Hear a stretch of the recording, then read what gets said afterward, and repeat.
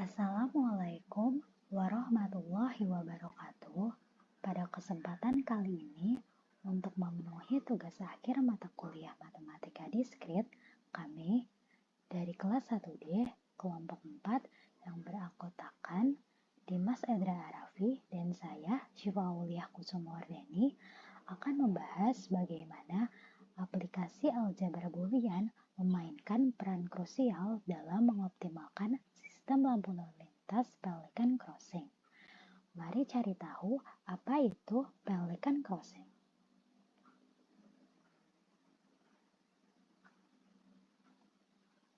Salah satu jenis lampu lalu lintas yang sering ditemui yaitu lampu lalu lintas untuk penyeberangan jalan atau yang dikenal dengan istilah Pelican Crossing. Pelican Crossing atau Pedestrian Light Control Crossing adalah jenis lampu lalu lintas penyeberangan yang dioperasikan oleh pejalan kaki dengan menekan tombol untuk menghentikan arus lalu lintas kendaraan. Mekanisme penggunaan Pelican Crossing yaitu pejalan kaki menekan tombol untuk memberi sinyal ke lampu lalu lintas. Sinyal ini akan mengubah warna lampu menjadi merah yang mengisyaratkan pengemudi kendaraan untuk berhenti sehingga pejalan kaki dapat menyeberang jalan dengan aman. Setelah interval waktu tertentu, lampu lalu lintas akan secara otomatis kembali ke warna hijau sehingga kendaraan dapat berjalan kembali. Dalam pengaturannya, Pelican Crossing memanfaatkan teori aljabar Boolean dan gerbang logika beserta penyederhanaannya menggunakan peta Karnaugh. Aljabar Boolean adalah aljabar logika yang nilai-nilai variabelnya adalah nilai kebenaran dan biasanya dilambangkan 1 untuk benar dan 0 untuk salah. Sistem aljabar ini ditemukan oleh George Boole pada tahun 1894 dalam buku yang diterbitkannya berjudul The Love of Doubt. Saat ini, aljabar Boolean menjadi dasar dari analisis rangkaian digital.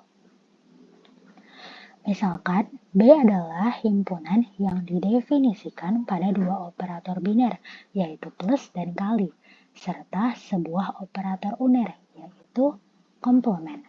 Misalkan juga 0 dan 1 adalah dua elemen yang berbeda dari B, maka tuple B plus kali komplement 0 dan 1 disebut aljabar Boolean jika untuk setiap A, B, C, elemen B berlaku aksioma berikut.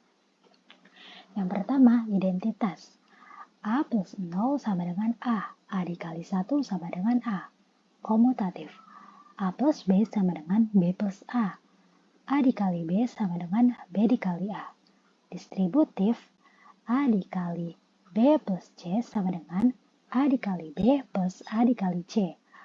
A plus B dikali C sama dengan A plus B dikali A plus C. Komplement. Untuk setiap A elemen B terdapat elemen unik A komplement elemen B sehingga A plus A komplement sama dengan 1 dan A dikali A komplement sama dengan 0. Aljabar Boolean memiliki beberapa hukum yang dapat dilihat pada tabel di bawah ini. Yang pertama, terdapat hukum identitas. A plus 0 sama dengan A dikali 1 sama dengan A. Yang kedua ada hukum idempoten. A plus A sama dengan A dan A dikali A sama dengan A. Yang ketiga ada hukum komplement. A ditambah A komplement sama dengan 1. A dikali A komplement sama dengan 0. Yang keempat ada hukum dominansi. A dikali 0 sama dengan 0 dan A ditambah 1 sama dengan 1. Yang kelima, terdapat hukum involusi. A komplement dikomplementkan lagi sama dengan A. Yang keenam ada hukum penyerapan. Jika A ditambah A dikali B sama dengan A dikali A plus B sama dengan A. Yang ketujuh, terdapat hukum komutatif. A plus B sama dengan B plus A dikali B sama dengan B dikali A. Yang kedelapan, terdapat hukum asosiatif. A plus B dalam kurung plus C sama dengan dalam kurung A plus B plus C. A dalam kurung B dikali C sama dengan A dalam kurung B dikali C. Yang kesembilan terdapat hukum distributif. A plus B dikali C sama dengan A plus B dikali A plus C. A dikali B plus C sama dengan A dikali B ditambah A dikali C. Yang ke-10 ada hukum De Morgan. A plus B komplement sama dengan A komplement dikali B komplement. A dikali B komplement sama dengan A komplement ditambah B komplement. Yang ke-11 ada hukum 0,1. 0 dikomplementkan sama dengan 1. 1 dikomplementkan sama dengan 0. Ekspresi Boolean juga dapat ditulis dalam dua bentuk, yaitu sum of product. Bentuk SOP adalah penjumlahan dari hasil kali. Jika suatu suku dari fungsi SOP memiliki literal lengkap, maka suku tersebut disebut minterm. Minterm dibentuk dengan menyatakan setiap peubah yang bernilai 0 dalam bentuk komplement dan yang bernilai 1 tanpa komplement. Minterm memiliki lambang M kecil atau notasi sigma. Fungsi F berikut termasuk bentuk SOP. Yang kedua ada product of sum. Bentuk POS adalah perkalian dari hasil jumlah.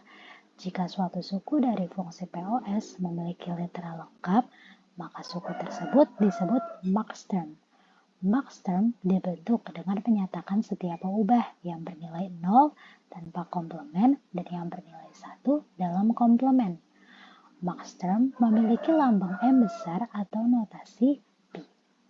Fungsi G berikut adalah termasuk bentuk POS. Gerbang logika adalah rangkaian elektronika dengan 2 atau lebih sinyal input serta 1 sinyal output. Terdapat 3 gerbang logika dasar, yaitu gerbang OR. Output dari gerbang OR bernilai 1 jika salah satu input bernilai 1. Gerbang OR melakukan logika pertambahan dengan ekspresi Boolean Y sama dengan A plus B dalam tabel kebenaran berikut. Gerbang N. Output dari gerbang N akan bernilai 1 jika dan hanya jika semua input bernilai 1. Gerbang N melakukan logika perkalian. Yang ketiga ada gerbang NOT. Gerbang NOT adalah gerbang yang hanya menerima satu input dan memberi output kebalikan atau komplement dari nilai inputnya. Ekspresi Boolean dari gerbang NOT adalah Y sama dengan A komplement. Peta Karnaugh atau Key-map adalah bentuk grafis dari tabel kebenaran yang digunakan untuk menyederhanakan fungsi Boolean. Menyederhanakan fungsi Boolean berarti mencari bentuk fungsi lain yang ekivalen namun menggunakan jumlah literal atau operasi yang lebih sedikit.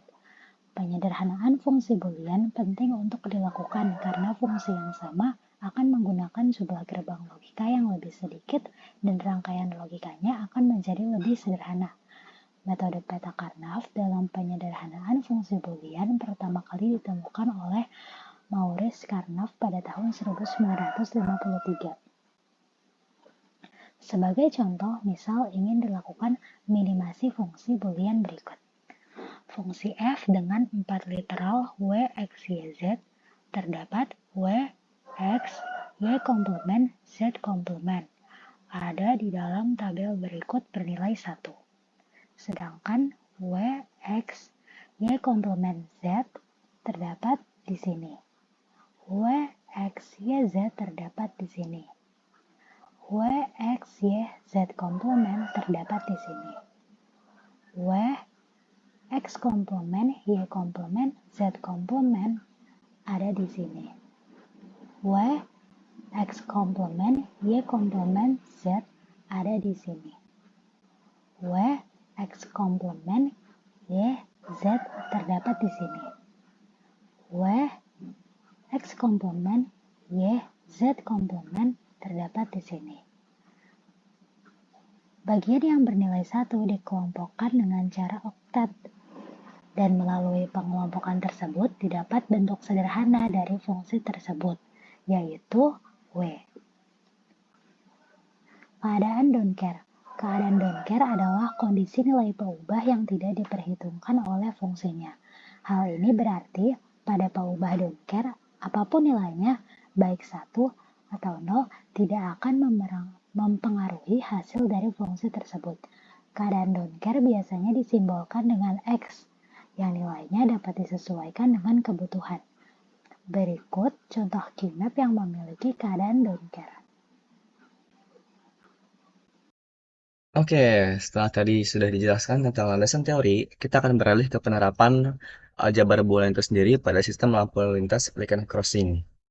Nah, pada kali ini kita akan membahas tentang state diagram. Jadi, sebelum merancang rangkaian lampu lintas pelikan crossing secara utuh, perlu dibuat kerangka dari sistem yang ingin dibangun beserta state atau keadaan-keadaan yang ingin dicapai. Pada sistem ini, dibutuhkan 3 sinyal lampu lalu lintas yang direpresentasikan dalam kode biner dengan 3 bit yang melambangkan state atau keadaan dari sistem lampu lalu lintas yang akan dirancang. Representasi biner ketiga sinyal lampu tersebut adalah untuk nilai 000 itu merepresentasikan sinyal H atau hijau. Kemudian, untuk nilai 001 dan 101 itu merepresentasikan sinyal K atau kuning.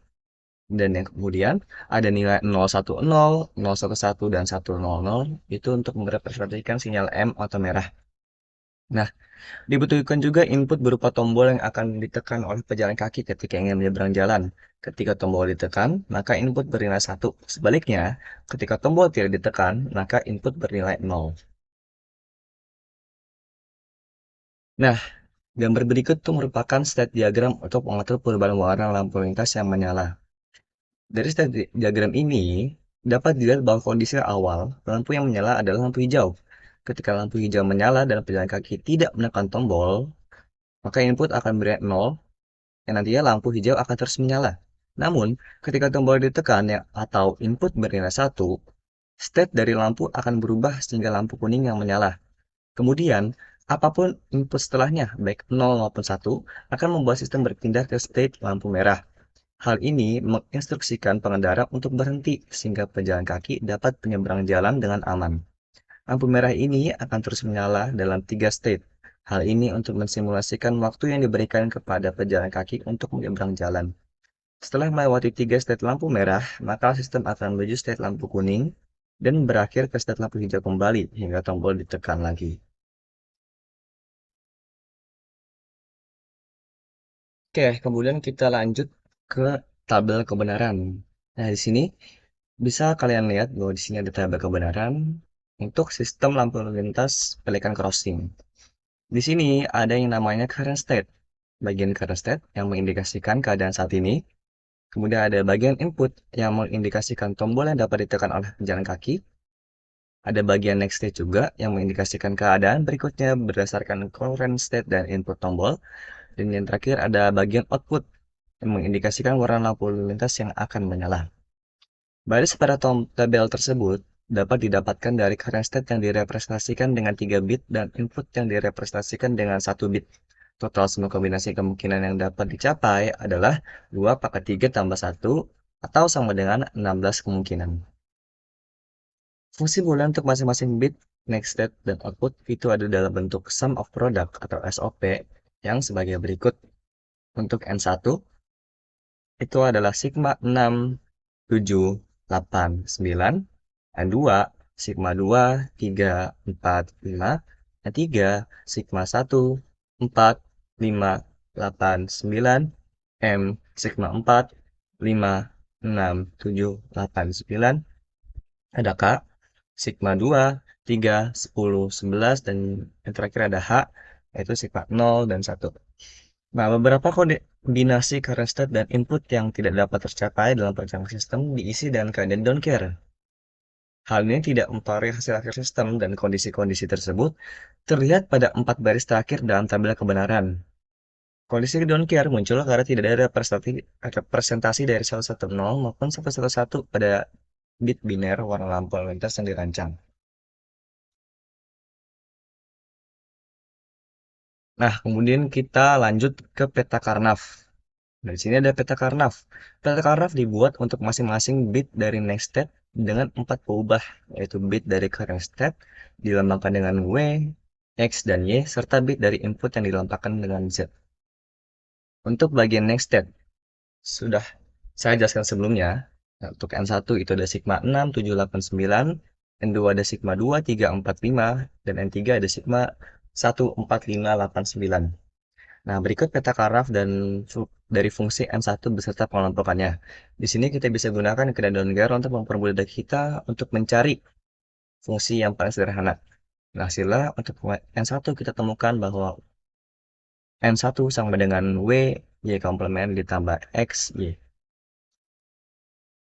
Kemudian berikut ada peta karaf dari fungsi N2 beserta pengelompokannya.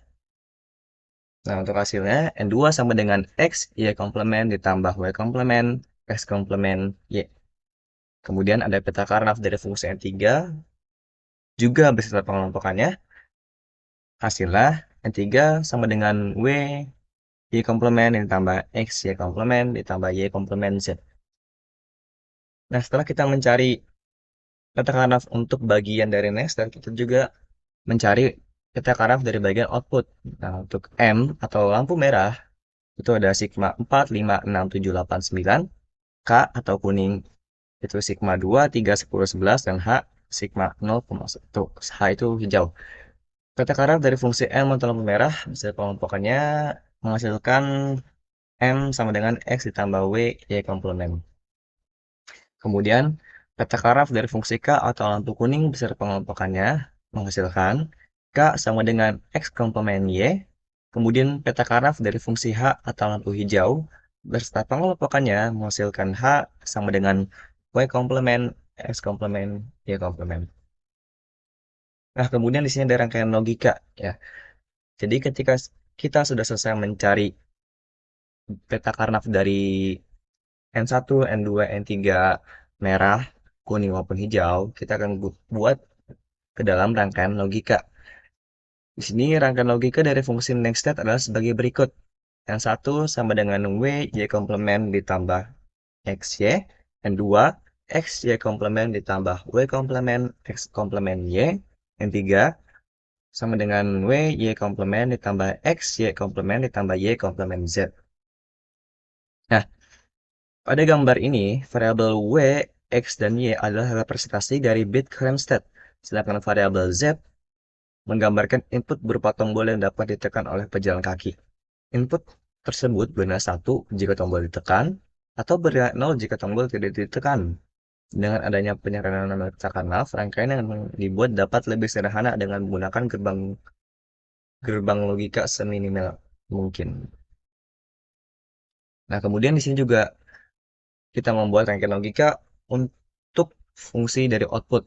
Ya, di sini bisa ketahui bahwa M sama dengan X ditambah W, Y komplement, K sama dengan X komplement Y, dan dengan H ada sama dengan Y komplement, X komplement, Y komplement. Dari rangkaian itu, dapat dilihat bahwa variabel yang digunakan hanya bit untuk current state aja, sedangkan nilai variabel input atau tombol tidak dimasukkan dalam rangkaian tersebut.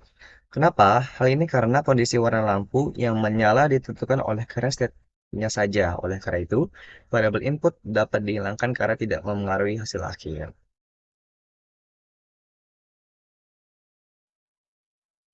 Oke, kita menuju ke bagian implementasi. Jadi, dua rangkaian logika yang sudah kita jelaskan sebelumnya itu akan digabungkan menjadi satu ya. Kita memanfaatkan yang namanya rangkaian flip-flop, lebih tepatnya D flip-flop. Nah, flip-flop ini digunakan untuk menyimpan data dari nested. Jadi pada rangkaian ini digunakan tiga buah flip-flop yang masing-masing merepresentasikan satu gitu. Output dari flip-flop adalah bit dari current state, sedangkan masukannya adalah bit dari next state. Kondisi lampu yang menyala itu ditentukan oleh nilai dari kondisi saat ini atau current state. Oleh karena itu, output lampu dibuat berdasarkan keluaran dari flip-flop. Selain mengatur output lampu yang menyala, nilai dari current state juga memengaruhi nilai dari next state. Karena masukan flip-flop merepresentasikan nilai dari next state, maka output dari flip-flop akan menjadi variabel bagi masukannya. Nilai dari next state tersebut disimpan dan nantinya akan menjadi nilai current state untuk clock berikutnya. Sehingga kondisi lampu akan berubah sesuai kondisi pada next state untuk current state pada clock sebelumnya. Hal ini akan terus berlangsung sesuai dengan rancangan state diagram yang telah saya jelaskan sebelumnya. Ketika tombol ditekan, sistem akan menerima input bendera satu dan memulai putaran state-nya sesuai dengan mekanisme yang telah dijelaskan pada state diagram. Lampu kuning akan menyala, kemudian lampu merah menyala dalam 3 clock atau 3 state. Dilanjutkan dengan lampu kuning, dan diakhiri dengan lampu hijau yang menyala, hingga sistem menerima input bernilai 1 kembali. Oke, jadi apa kesimpulannya? Kesimpulannya adalah prinsip penjabar boolean ini sering diaplikasikan dalam rangkaian digital. Nah, salah satunya ini diaplikasikan dalam pengaturan lampu lalu lintas pelikan crossing. Dengan menerapkan prinsip aljabar boolean, setiap state dari rangkaian lampu lalu lintas pelikan crossing dapat direpresentasikan dengan bit biner serta disederhanakan dengan mudah menggunakan teknik minimasi pada peta Karnaugh. Dengan demikian, sistem yang dibangun juga lebih optimal menggunakan gerbang logika seminimal mungkin. Oke, sekian penjelasan tentang implementasi dari aljabar boolean untuk lampu lalu lintas pelikan crossing. Jika ada kesalahan dalam menjelaskan, kami mohon maaf karena manusia tidak lepas dari namanya kesalahan. Oke, sekian. Terima kasih banyak telah mendengarkan. Wassalamualaikum warahmatullahi wabarakatuh.